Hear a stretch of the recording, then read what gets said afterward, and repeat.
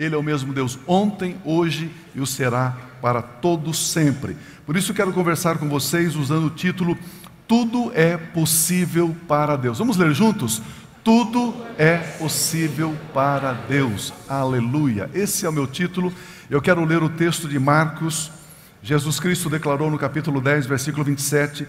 Jesus olhou para os seus discípulos e respondeu: para o homem é impossível. Eles estavam tratando um assunto, e aí Jesus disse: isso para o homem é impossível, mas para Deus não. Todas as coisas são possíveis para Deus. Diga amém. Quantas coisas são possíveis para Deus? Quantas? Todas. Esse é o meu objetivo na minha mensagem hoje. Que você coloque dentro do seu coração, do seu peito, na sua pele, nos seus ossos, dentro do seu ser, das suas entranhas, esta convicção: tudo é possível para Deus. É o único Deus que pode todas as coisas. E Ele é o seu Pai. Ele é o seu Pai. Ele é o nosso Pai celestial. Primeiro pensamento: Deus faz quando não podemos fazer.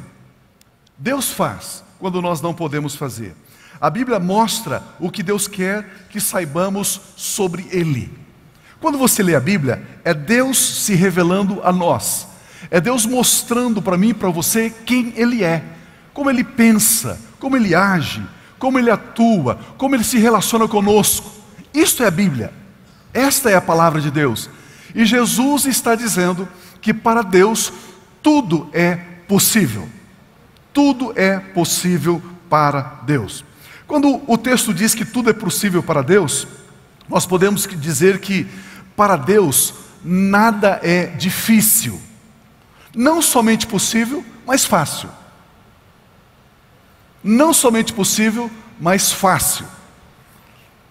É importante você registrar isso, porque no fim da minha mensagem você vai entender porque eu estou dizendo sobre o que é fácil e o que é difícil.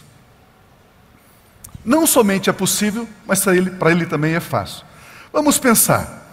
Para Deus tudo é possível, amém? Amém. Mas Jesus não disse que Deus vai fazer tudo.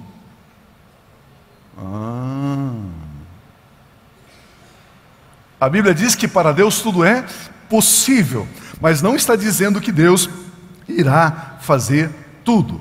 Está dizendo que Ele pode fazer tudo. Quando a Bíblia diz que para Deus tudo é possível, ela define que para Deus tudo é possível, não para nós. Sendo assim, a sua expectação, a sua atenção deve ser dirigida única e exclusivamente para Deus. A nossa dependência, o nosso foco é Deus. Sendo assim, você ficará frustrado com o governo? E por que muitas vezes nós nos frustramos? Porque nós colocamos a nossa expectativa em pessoas ou em coisas que não pode tudo. Mas o texto diz que quem pode tudo é Deus. Vamos embora, chega. Eu estou pegando o foco da sua atenção, da sua alma, da sua mente, estou torcendo assim, dizendo assim: olha aqui, é Deus. Focalize-se nele. Os homens são limitados, as coisas são limitadas, mas Deus não. Quando a Bíblia diz que para Deus tudo é possível, ela está dizendo que Deus age dentro de planos e propósitos, que Deus tem uma linha, que Deus tem um método, que Deus tem um caminho. Para Deus tudo é possível, inclusive não fazer tudo. Pense comigo, se Deus fizesse tudo, Ele faria algo e dali a pouco Ele teria que fazer algo para destruir o que Ele acabou de fazer. Então Ele não vai fazer tudo. Ele pode, mas Ele não faz. Alguém diz assim: Deus, preciso de chuva. Do lado de alguém: Deus, eu preciso de sol. Deus, eu amo frio. Deus, eu amo calor. Não é? Imagina, eu acho que um pouco do clima de Curitiba, do tempo de Curitiba é isso, né?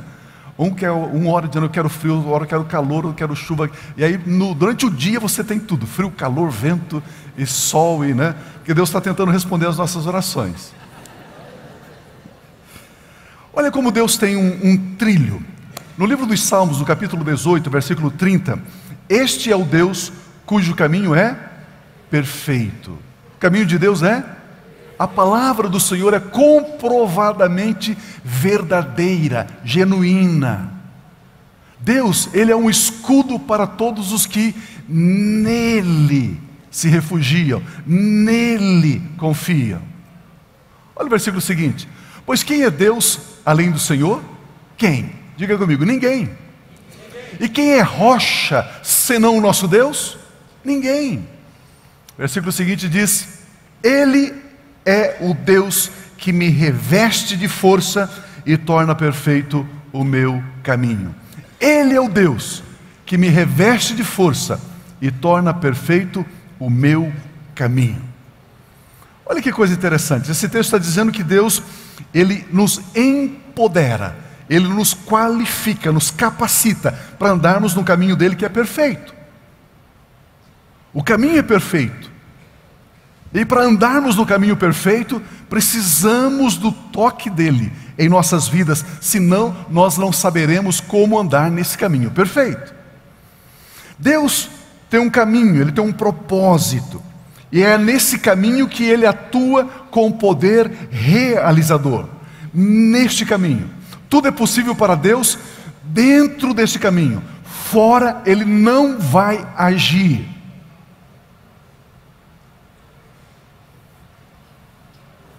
Fora do propósito dele, ele não vai atuar. Quando Jesus disse que para Deus tudo é possível, ele se referia que Deus faz tudo dentro dessa vontade boa, perfeita e agradável.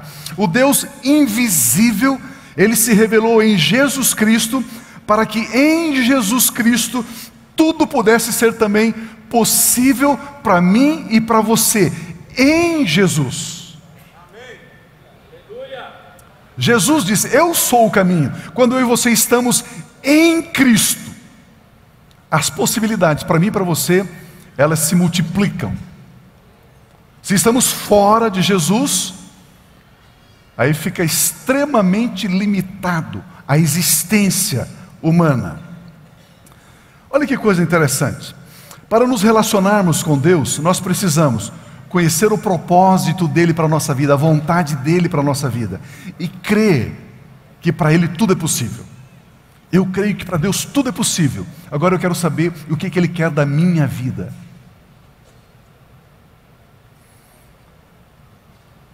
Fora do plano de Deus, do propósito de Deus, a vida é vazia, a vida é triste, a vida é angustiante, é sem sabor, insossa, assim. Porque cada conquista que o homem tenta sem Deus, a hora que ele chega no fim, ele pega, e agora? Não tem valor. Aí ele tenta outra coisa: eu quero isso.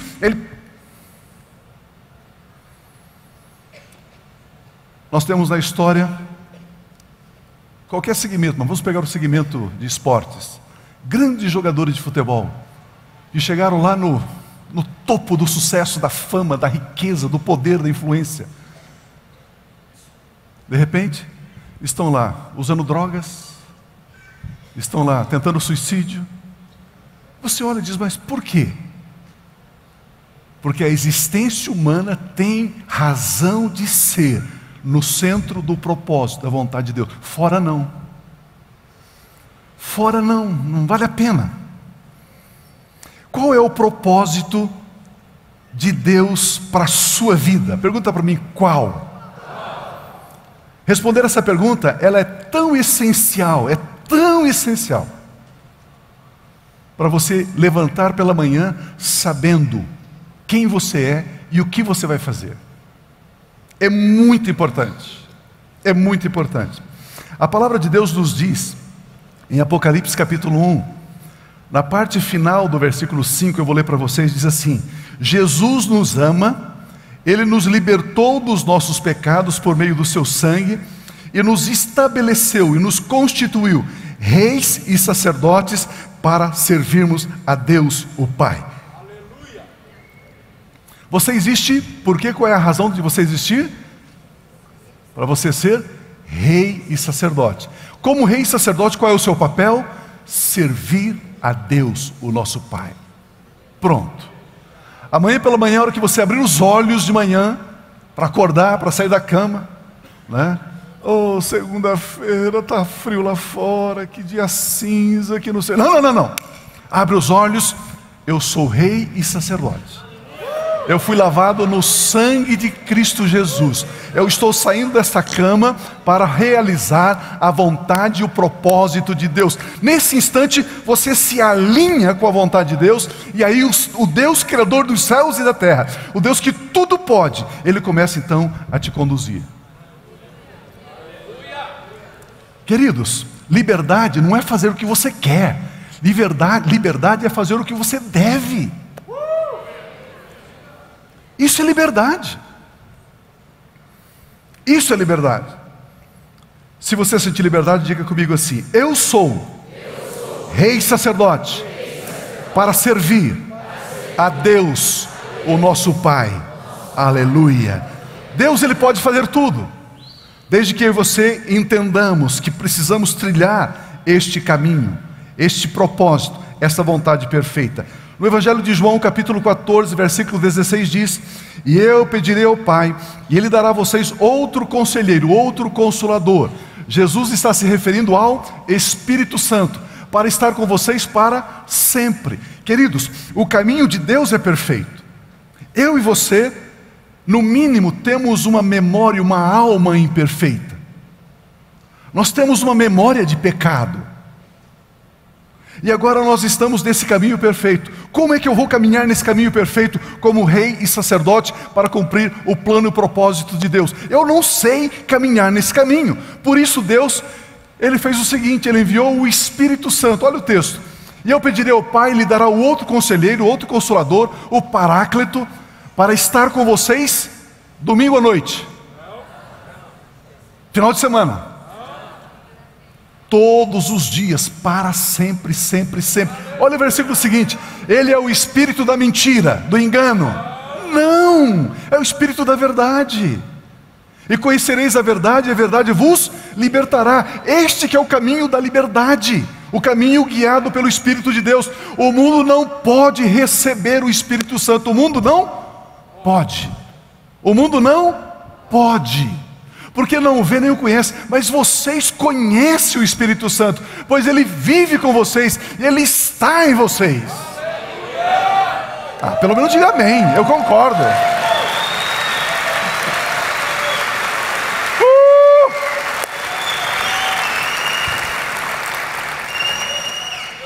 O Espírito Santo habita em nós. Quando a Bíblia diz que o mundo não pode receber o Espírito Santo, isso significa que quem vive na prática do pecado não tem o Espírito Santo.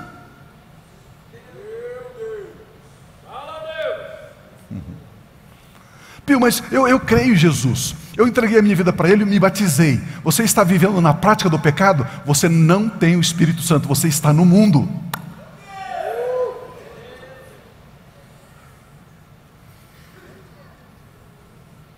Eu só estou lendo Bíblia. Lê mais. É só leitura bíblica. Não. Eu me batizei, Pio. Eu estou na igreja, mas ainda eu gosto de maconha. O Espírito Santo, meu irmão, não está em você. Não, então vou deixar a maconha, é meio grave. Eu gosto de fofoca. O Espírito Santo...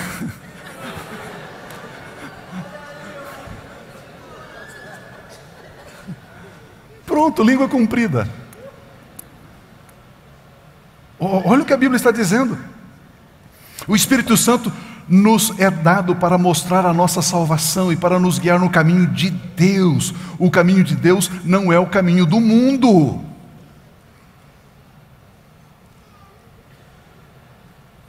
É muito clara a Bíblia. Olha o versículo 18: não vos deixarei órfãos. Ele diz: eu não vou deixar vocês órfãos. Eu vou enviar o Espírito Santo. Se você não tem o Espírito Santo, você é um órfão, você é um coitado, um órfão. Esse texto é tão claro, ele diz: quem não tem o Espírito Santo de Deus é como um órfão sem proteção, abandonado. Existe um Deus que tudo é possível para Ele, e você vive à distância, à margem deste Deus, e a sua vida é uma desgraça. Olha como a Bíblia é clara, amados. Quem tem o Espírito de Deus, ele não é órfão, ele não vive na prática do mundo. Ou seja, ele não faz nem mesmo o que ele quer, mas ele caminha na verdade, na revelação do querer de Deus. E o poder de Deus passa a ser nosso, porque o Espírito Santo é o dunamis, é o poder de Deus. E recebereis poder ao descer sobre vós o Espírito Santo. E o Espírito Santo caminha conosco para grandes realizações, grandes conquistas e grandes mudanças. Me deixe simplificar para entendermos melhor.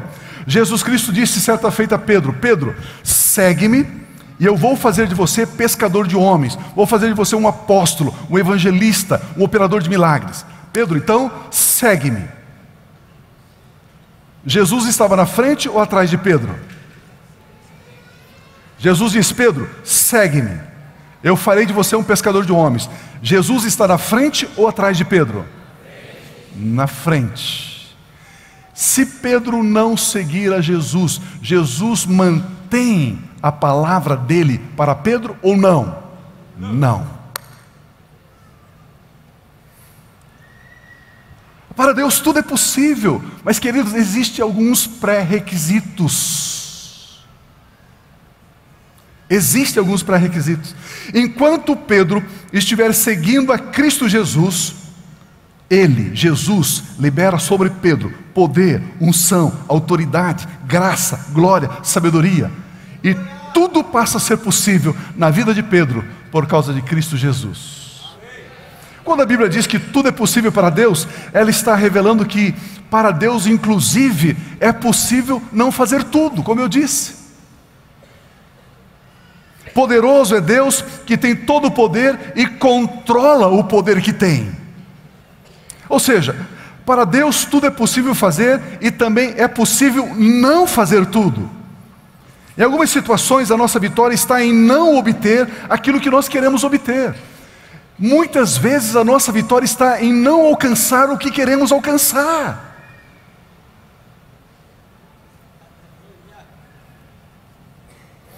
Você tem um filho de 10 anos para baixo, você dá tudo aquilo que ele lhe pede? Sim ou não? Não. Não. Porque ele poderia pedir coisas que iriam destruir a vida dele.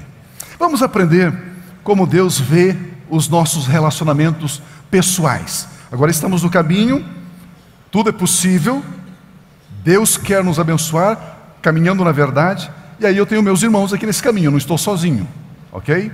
Nós temos a igreja caminhando nesse caminho. Como é que eu devo caminhar com os meus irmãos? Mateus capítulo 5, 38 a 41 diz assim: vocês ouviram o que foi dito. Jesus está falando isso.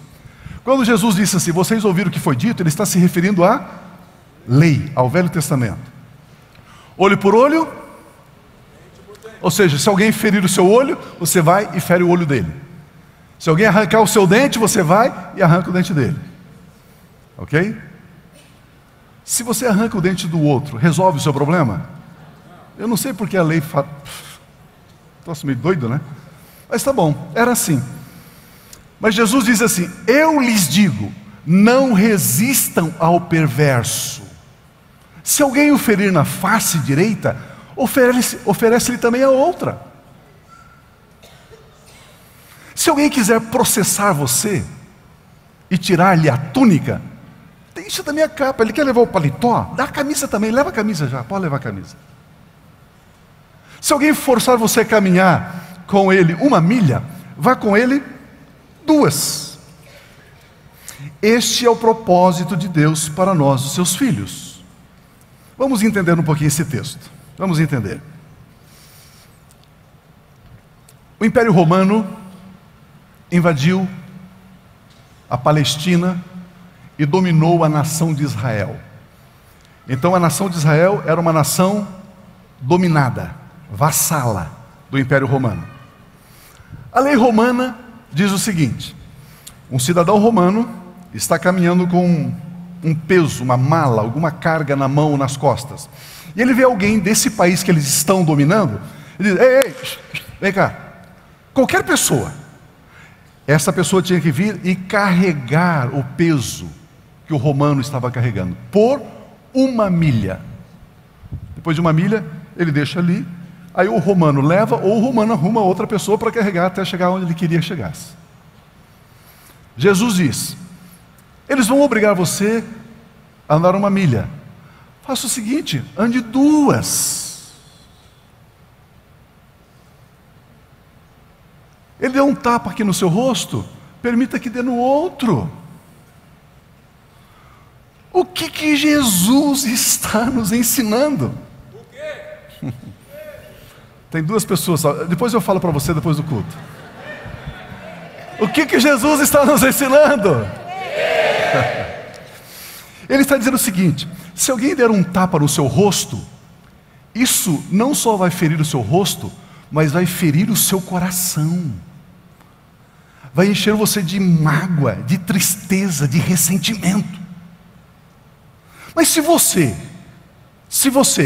que foi obrigado a receber um tapa no rosto, oferecer agora o segundo, que não é obrigado, e permitir que bata o segundo, nesta segunda atitude, você está agindo livremente, não debaixo de uma opressão, mas você está decidindo oferecer a sua face. E se a pessoa bater na face do outro lado, a amargura, o rancor, o ódio vai embora.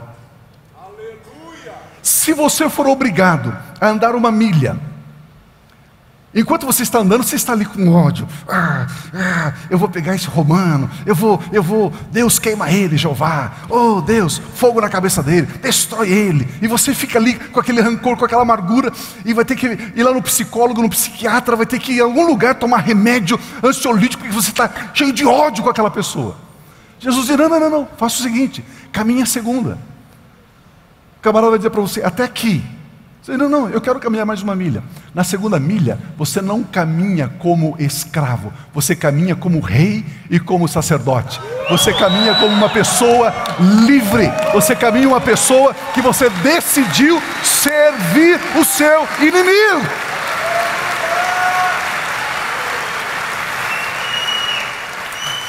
Na primeira milha, você foi eivado, poluído de amargura, de tristeza. Na 2 milha, você vai se libertando. Na 2 milha, você vai vencendo. Na 2 milha, você vai curando o seu coração. Na 2 milha, você vai curando a sua amargura, a sua tristeza. Na 2 milha, você agora está governando e não sendo governado. Alguém lhe emprestou um dinheiro e ele não está te pagando, diz que não vai te pagar. Chega lá, pega lá mais uns dinheirinho no bolso, chega lá: meu irmão, eu quero ofertar mais isso na sua vida. Você emprestou, ele não vai te pagar. Isso causa tristeza, angústia, amargura no seu coração, e você fica ali parecendo um touro enjaulado. Jesus disse: faz o seguinte, põe a mão no bolso, vai lá e diz: eu quero ofertar mais isso aqui na sua vida. Não, mas eu estou te devendo. Não, eu quero te ofertar. Pronto, você está ali como rei, como sacerdote. Você está ali dizendo: o dinheiro não me escraviza, o dinheiro não me domina. Você está ali dizendo: eu sirvo ao meu Deus, eu sirvo ao meu Senhor Jesus, eu sou livre, eu sou liberto para viver uma vida cristã abundante. É isso que Ele está dizendo. Ande a 2 milha. A Bíblia diz, se Deus permitir, domingo que vem eu prego isso. A Bíblia diz que Deus criou todas as coisas em 6 dias e no 7º dia Ele descansou. Quando que Ele descansou? No 7º dia. Ele descansou porque Ele estava cansado? Não. Mas ele diz que eu e você precisamos descansar.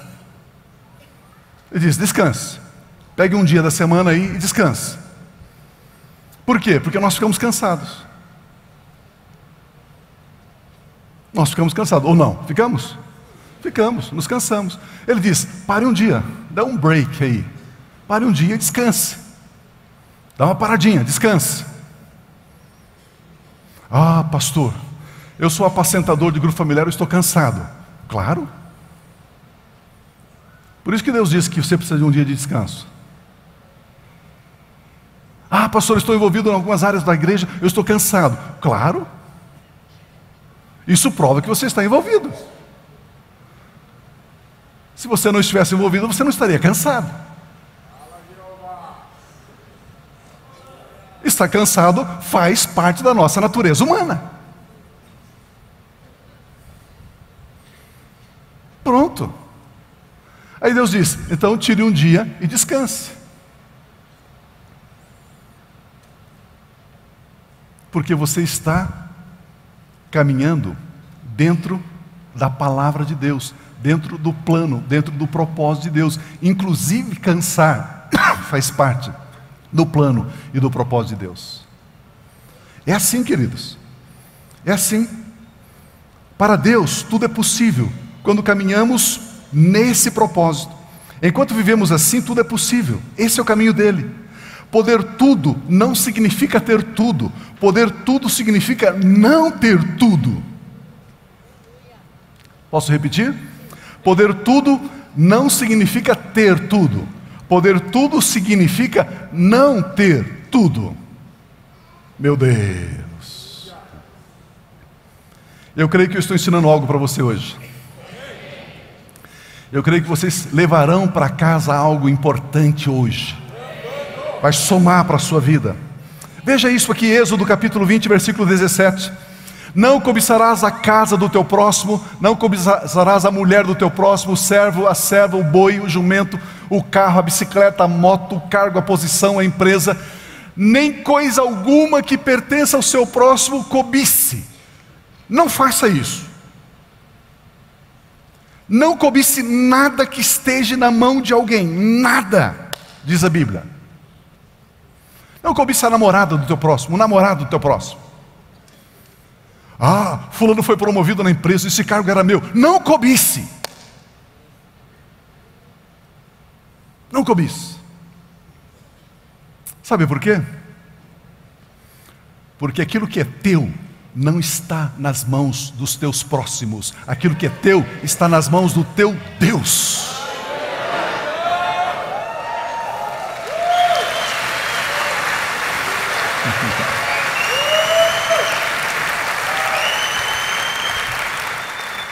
Ao invés de você ficar desejando que está na mão de alguém, que é não sei o que, aquele funcionário, se aquele funcionário fosse meu funcionário da minha empresa, pare com isso.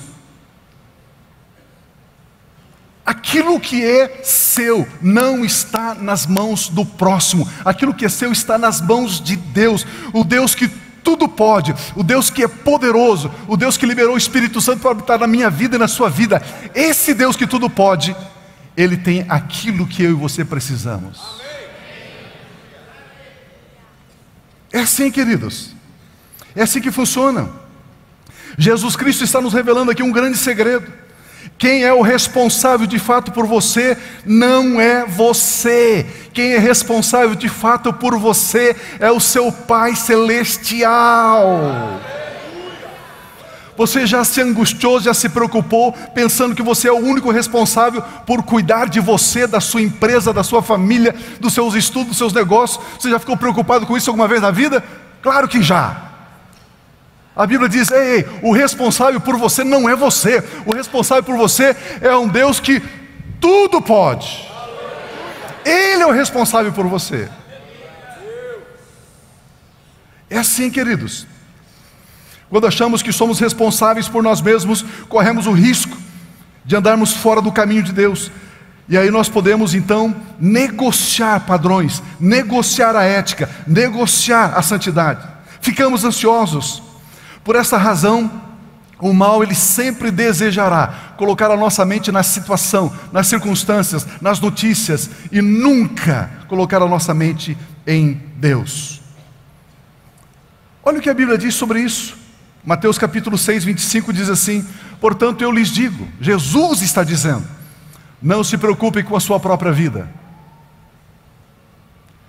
É como se Deus estivesse dizendo assim: deixa que eu me preocupo. Deus não vai se preocupar, ok?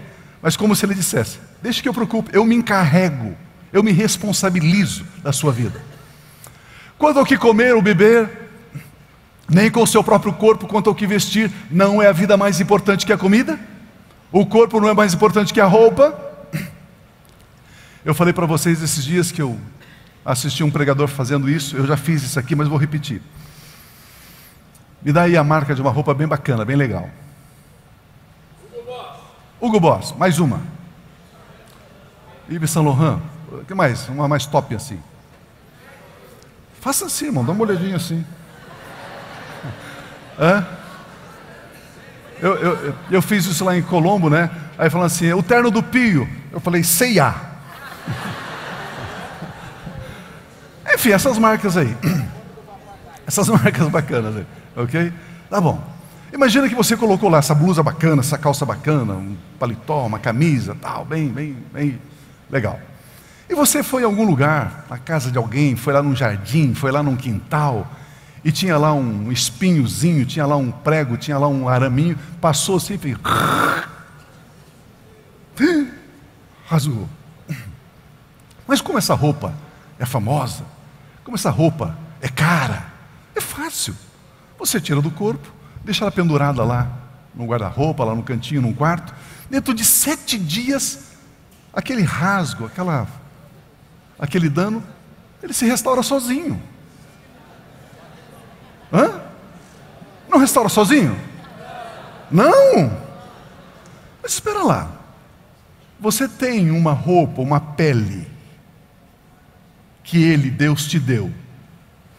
E se você passar a sua mão, a sua perna, alguma parte do seu corpo, no espinhozinho, no araminho, e que fizer lá um arranhão, fizer lá um pequeno corte, você faz uma boa limpeza, uma boa asepsia, um bom curativo, 7 dias depois, o que aconteceu?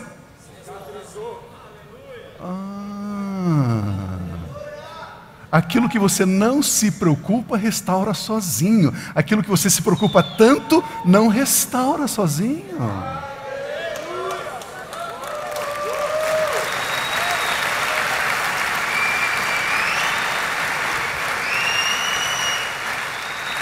Olha o que Jesus está nos ensinando, queridos. Olha o próximo texto. Observe as aves do céu. Não semeiam, não colhem, não armazenam em celeiros, contudo o Pai Celestial as alimenta. Não tem vocês muito mais valor do que as avezinhas? Quem de vocês, por mais que se preocupe, pode acrescentar 1 hora que seja na sua vida? Alguém está morrendo e diz: eu vou acrescentar agora, em nome de Jesus, mais 1 dia na minha vida. Quem pode fazer isso? Olha o texto. Porque vocês se preocupam com roupas. Veja como crescem os lírios do campo. Eles não trabalham, não tecem, não fiam, não costuram. Contudo eu lhes digo que nem mesmo Salomão, em todo o seu esplendor, em toda a sua glória, vestiu-se como um deles. Se Deus veste assim a erva do campo, que hoje existe e amanhã é lançada no forno, no fogo, não vestirá muito mais a você, homem e mulher de pequena fé? Portanto, não se preocupem, dizendo: que vamos comer, ou que vamos beber, ou que vamos vestir? Pois os pagãos, aqueles que vivem no mundo, aqueles que não estão nos caminhos de Deus, aqueles que não têm o Espírito Santo, os pagãos é que correm atrás dessas coisas. Os pagãos que correm atrás dessas coisas. Que coisas? Comida, bebida, vestuário, fama, posição. Quer o que é dos outros, tem inveja dos outros, ambiciona o que é dos outros. Os pagãos é que vivem assim. Mas o Pai Celestial, quem? O Pai Celestial. Esse Pai Celestial, Ele pode alguma coisa? Tudo é possível para o nosso Pai Celestial.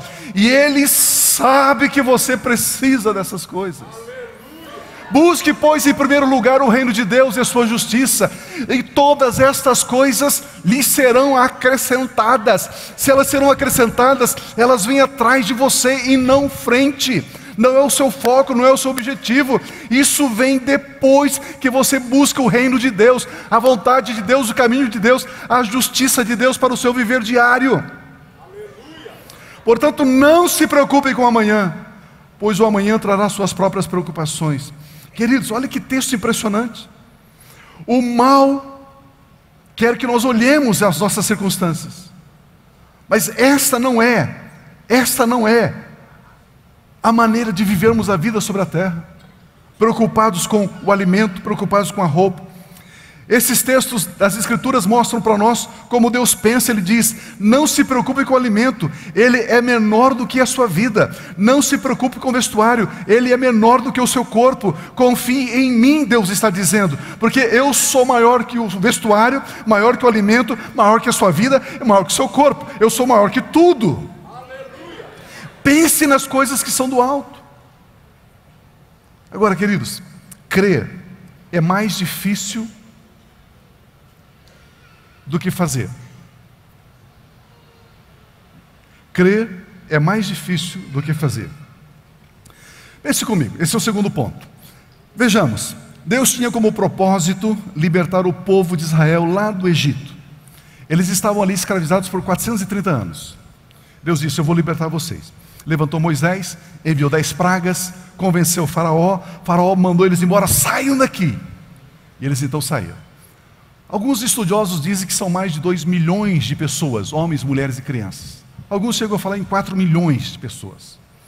Mais camelo, boi, jumento, cabrito, ovelha, mais uma enormidade, um rebanho gigantesco. Eles saem. Já estão caminhando alguns dias em direção a Canaã, ao propósito, aquilo que Deus tinha para a nação. De repente, eles olham, na frente deles está o Mar Vermelho. Uau! O Mar Vermelho no nosso caminho? Bem, o que a gente pode fazer?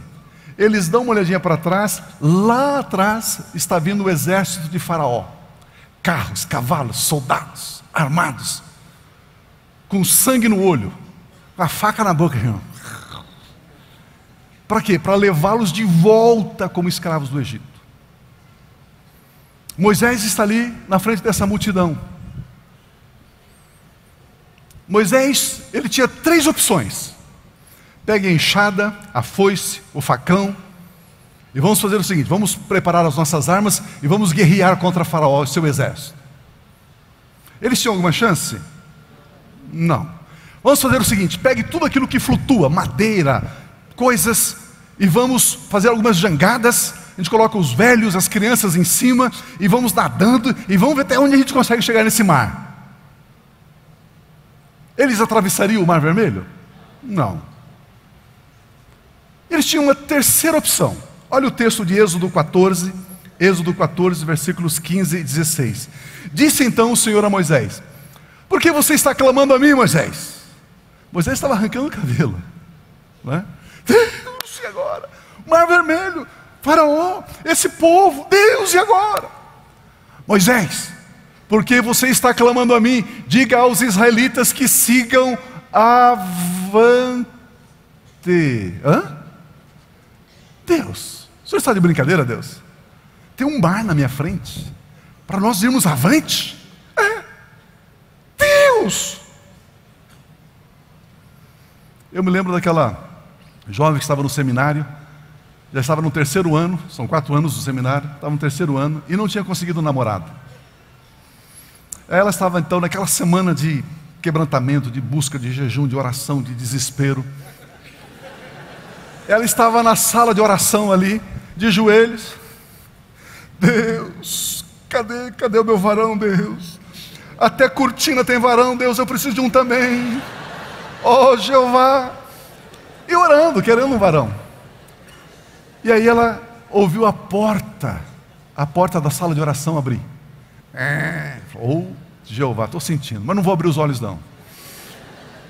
E aí de repente uma voz assim masculina, bonita: Senhor Deus, atendo o clamor da tua filha. Ela, oh.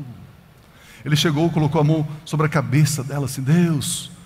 Ela falou, ah, Deus, obrigado, o Senhor respondeu. O Senhor respondeu. E na curiosidade, ela resolveu abrir os olhos e olhar para ver quem era. Ela imaginou que era aquele rapaz, mas não era aquele. Era um rapaz todo torto,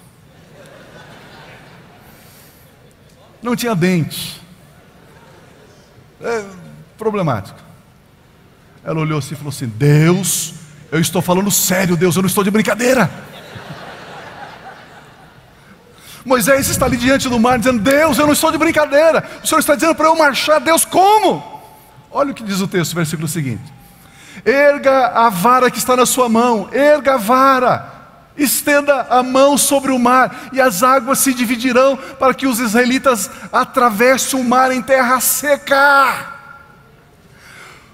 Ele podia enfrentar o exército, ele podia tentar ir a nado, ou ele podia levantar a vara. O que era mais fácil fazer? O que era mais fácil fazer?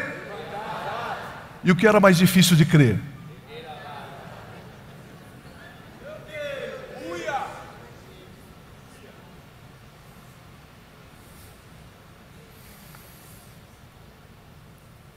Para Deus tudo é possível.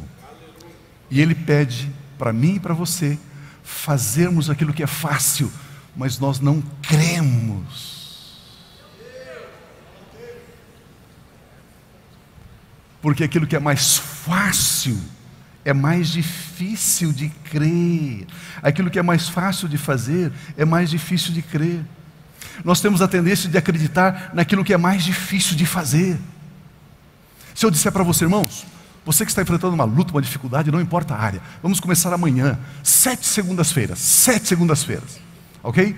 Das 7 da noite às 8h30, nós vamos aqui, vamos orar, vamos clamar, vamos bater a cabeça, vamos sapatear de Deus, 7 semanas, e eu lhe garanto que Deus vai abrir, eu lhe garanto que Deus vai fazer o seu milagre, eu lhe garanto, todo mundo vem aqui na segunda-feira,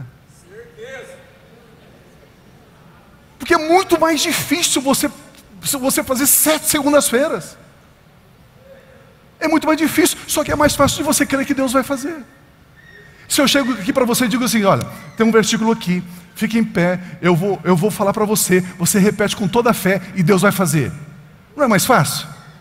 Mas é difícil de crer. É mais difícil de crer.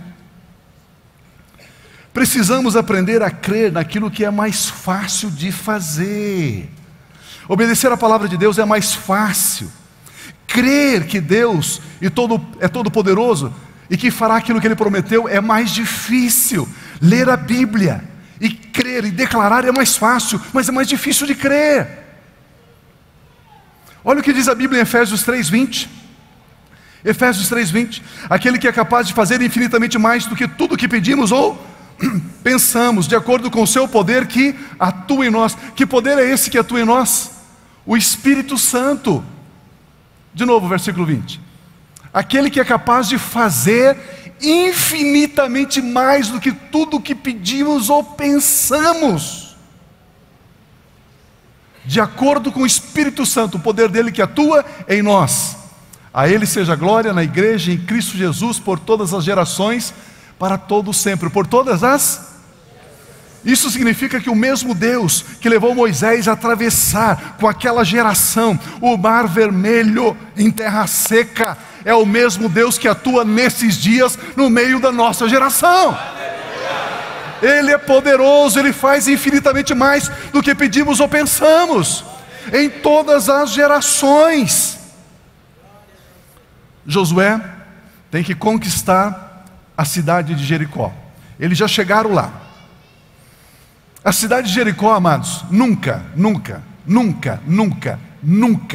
fora conquistada por nenhum exército.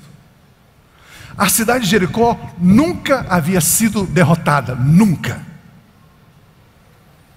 As muralhas de Jericó tinha 15 metros de espessuras, 12, 15, 20 metros. Tinha casa ali em cima, tinha rua, passava cavalo, carroça passava ali em cima das muralhas.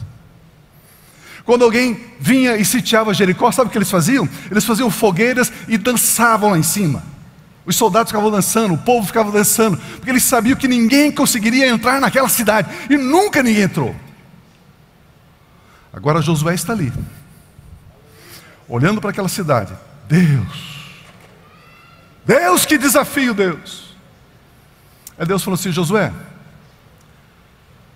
pegue aí uns homens, não as mulheres, só os homens, caminhe, primeiro dia, dê uma volta ao redor da cidade. Não leve as mulheres, senão elas vão falar, só os homens. Caminhe em volta. Mas Josué, cala a boca, não é para falar nada. Tá bom? Tá bom. Primeiro dia, deram uma volta. Segundo dia, deram uma volta. Terceiro dia, Josué é um homem de Deus, um homem de visão. Olha aí, estamos caminhando, uma caminhada profética. Nós cremos que algo vai acontecer. No quarto dia, alguns já queriam ficar em casa. No quinto dia, acho que Josué não sabe o que está fazendo. Ele está nos enganando, ele está, enrolando. No sexto dia, no sétimo dia, Deus diz assim: Josué, no sétimo dia eu quero que você dê 7 voltas. E depois da sétima volta, eu quero que vocês toquem o chofar, eu quero que vocês gritem, todos juntos. Ah! E os muros vão cair.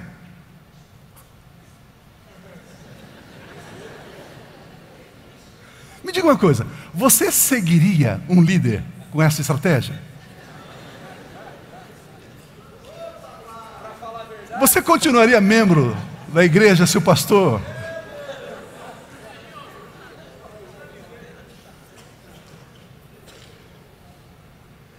Isso não é fácil de fazer, mas é difícil de crer. E Josué e o povo, eles fizeram.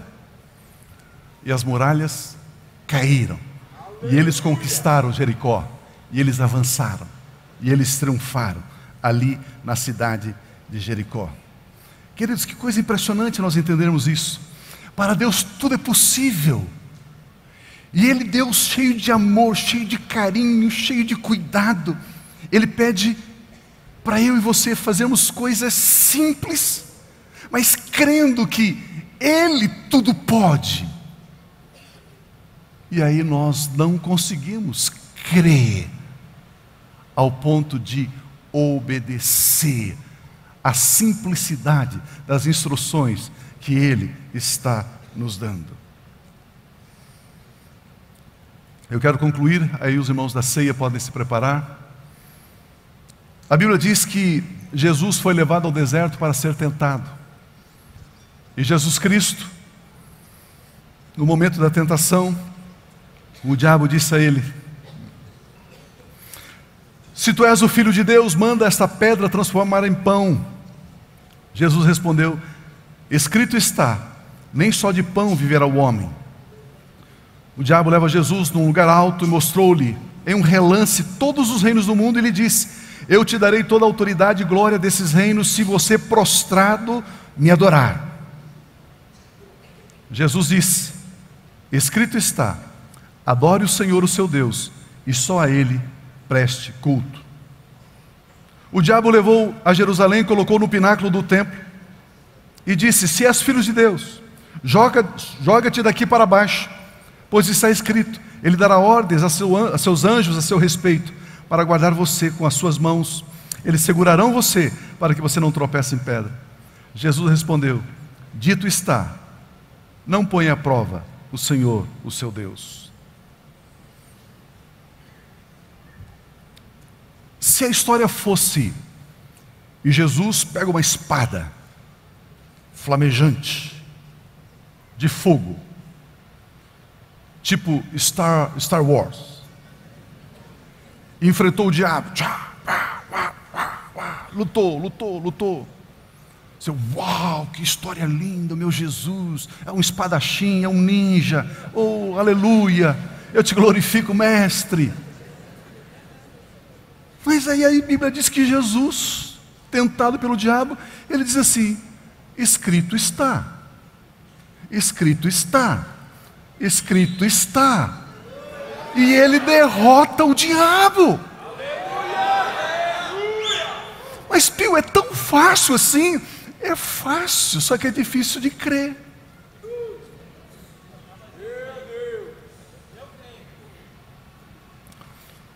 Irmão, você está com problema? Vamos ter 3 noites aqui, da meia-noite a 1 da manhã, em jejum. E aí Deus vai responder. Você vem. Porque aquilo que é mais difícil de fazer é mais fácil de crer. Aquilo que é mais fácil de fazer é mais difícil de crer. Por isso eu quero convidar você a ficar em pé nesta hora. E nós vamos declarar a palavra de Deus. No livro dos Salmos tem um salmo, e depois disso nós vamos participar da ceia, ok? No livro dos Salmos nós temos o salmo de número 91. Eu quero ler ele na primeira pessoa do singular. Eu que habito no esconderijo do Altíssimo. Aí eu gostaria que você repetisse. Está escrito. É muito fácil, irmão. É só repetir. É muito fácil. Mas por gentileza, creia. Creia. Eu lhe asseguro que algumas coisas grandiosas serão liberadas hoje, agora, nesse instante, sobre a sua vida. Porque nós estamos falando com um Deus que tudo pode, tudo é possível para Ele. E por isso que Ele pede a mim e a você coisas simples. Uma declaração da palavra, uma confissão da palavra, está escrito. Por isso, vamos ver se isso ajuda você. Feche os olhos, para que você não se distraia com uma pessoa do lado, um movimento, alguma coisa. E aí então, diga comigo assim, falando para Deus, falando com fé, falando com confiança, com convicção. Diga assim: eu que habito no esconderijo do Altíssimo, eu descanso à sombra do Deus Todo-Poderoso. Eu digo do Senhor meu Deus: Tu és o meu refúgio, Tu és a minha fortaleza, Tu és o meu Pai Celestial. Eu confio em Ti. Eu sei que o Senhor me livra do laço do caçador, do veneno mortal. Eu sei que o Senhor me livra da peste perniciosa. Eu sei que o Senhor me cobre com as suas penas, e debaixo das suas asas eu encontro o abrigo, eu encontro o refúgio. A fidelidade do Senhor é o meu escudo protetor. Por isso eu não tenho medo do pavor da noite, da flecha maligna que voa de dia. Eu não tenho medo da peste que se move em meio às trevas, nem da praga que quer devastar ao meio-dia. 1000 pode cair ao meu lado, 10.000 à minha direita, mas eu não sou atingido. Eu não sou atingido. Eu simplesmente olho, eu vejo o castigo dos ímpios, porque eu faço do Deus Altíssimo o meu refúgio, o meu abrigo, a minha proteção. Eu confio somente nele. Nenhum mal me atinge, desgraça alguma chega à minha casa, à minha família, ao meu emprego, à minha empresa, aos meus estudos, aos meus sonhos, ao meu ministério. Praga nenhuma me atinge, porque o Senhor Deus, Ele dá ordem aos seus anjos a meu respeito, para me protegerem, para me guardarem em todos os caminhos. Com as mãos os anjos do Senhor me seguram, para que eu não tropece em nenhuma pedra. Ele me deu poder e autoridade para pisar serpentes e escorpiões, e sobre todo o poder do inimigo, e nenhum mal nenhum dano vem sobre a minha vida. Eu piso o leão, eu piso a cobra, eu pisoteio as forças do inimigo, porque Cristo Jesus me faz mais que vencedor. Aleluia, aleluia, aleluia, aleluia, aleluia, aleluia. Ainda com os olhos fechados, a continuação do salmo agora é Deus falando para nós, que falamos isso para Ele. Feche os olhos e ouça Deus falando com você. Esse Deus que tudo pode, esse Deus criador dos céus e da terra, esse Deus que provou o seu amor por você, dando Cristo Jesus para te perdoar, para te purificar, para te santificar, para que nenhuma condenação haja sobre a sua vida. Esse Deus, Ele te diz: filho, filha, porque você me ama, eu resgatei você, eu protejo você, porque você conhece o meu nome. Filho, filha, você clama a mim e eu te respondo. No momento da adversidade, saiba, eu estou sempre com você. Eu livro você, eu estou cobrindo você com honra, com salvação, com graça, com verdade. Eu lhe dou vida longa, eu lhe dou paz, eu mostro a você a minha salvação. Eu levo você aos pastos verdes e às águas tranquilas, porque você conhece o meu nome, porque você me ama, porque você decidiu seguir e servir a mim, diz o Senhor dos Exércitos. Aleluia, aleluia, aleluia, aleluia. Aplauda o Senhor em adoração. Sim, Deus.